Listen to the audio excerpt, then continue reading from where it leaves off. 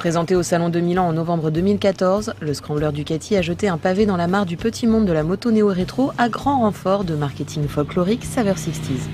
Héritier du modèle éponyme sorti en 1962, le Scrambler 2015 met en valeur son minimalisme et son potentiel fun aux antipodes de l'utilitarisme contemporain. Alors, ça fait 1 an qu'on attend de faire cette vidéo du Scrambler Ducati, ça fait 1 an qu'il est sorti pratiquement. Alors, on ne la fait pas à San Diego ni sur les plages de Californie, on l'a fait en vallée chevreuse, mais c'est pas mal. En tout cas, c'est là qu'elle est vraiment à son aise, sur les petites routes, pour aller s'amuser. C'est une petite moto, on la prend assez facilement en main, elle est basse de selle. On a les jambes pas trop repliées. On a les bras surtout très très écartés. Le guidon est super large et assez sur l'avant. Signalons que notre icône est en l'occurrence dotée d'une multitude d'accessoires. Jantes à rayons, garde-boue avant carbone, support de plaque, amortisseur Rollins, déco de réservoir, rétroviseur, il y en a pour plus de 3 000 €. La personnalisation est bien sûr au cœur de la stratégie de Ducati pour le Scrambler, qui constitue une marque à part entière au sein de la production du constructeur.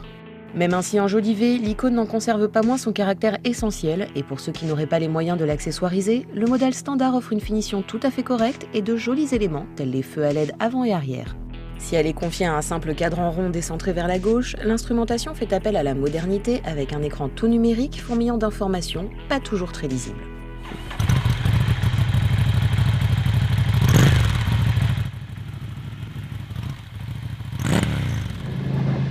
Alors, autre point auquel on fera attention, c'est qu'elle a des pneus mixtes quand même, avec des gros pneus. Ça, c'est aussi très bien pour aller s'amuser dans la terre, dans la caillasse. Alors bon, nous, on n'est pas des spécialistes du tout-terrain, mais on sait qu'elle peut le faire. Donc pour ceux qui veulent s'amuser en tout-terrain, qu'à cela ne tienne. On est tout de suite frappé par le gabarit du Scrambler, à peine plus volumineux que celui d'une Van 125, auquel elle fait immédiatement penser. La géométrie du Scrambler est beaucoup plus sportive que le style, et l'ergonomie de la moto pourrait le laisser croire, avec une répartition des masses concentrée sur l'avant et un angle de colonne fermé de 24 degrés. Les gros pneus mix Pirelli MT60 RS n'y étant pas pour rien. Hauteur de selle à 790 mm, poids de seulement 170 kg à sec, empattement court à 1445 mm, cadre treillis minimal, petit réservoir de 13,5 litres, elle n'a rien d'impressionnant.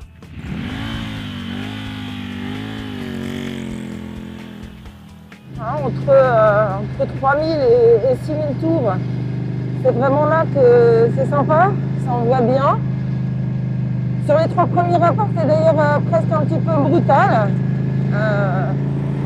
Surtout que la palier de gaz est super réactive, donc sur le mouillé notamment, on fait un petit peu attention parce qu'en plus, il n'y a pas d'anti-patinage. Sur route, on apprécie aussi la rigueur de ces suspensions, surtout celle de l'amortisseur Rollins en l'occurrence.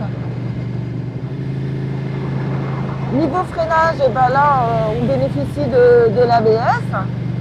ABS, c'est pas mal parce que le frein arrière, il est quand même assez costaud.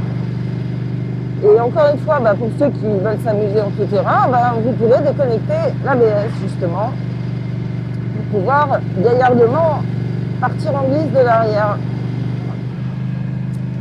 Bref, cette moto, c'est pas une moto qui est forcément faite pour aller au boulot tous les jours, c'est une moto pour aller prendre du plaisir le week-end, une moto fun, comme on dit.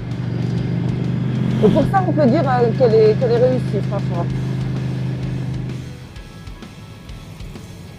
Sous ses dehors de petites motos faciles et accessibles, le Scrambler révèle un caractère bien plus viril. Cela reste une Ducati, avec les qualités et les défauts qui font que certains adorent et que d'autres détestent. Symbole ultime de la moto-plaisir, il offre en conséquence une polyvalence limitée. Aucune protection, aucun aspect pratique, équipement réduit au minimum, moteur à l'ancienne. À 8 990 € en version de base, le Scrambler fait payer assez cher ses services.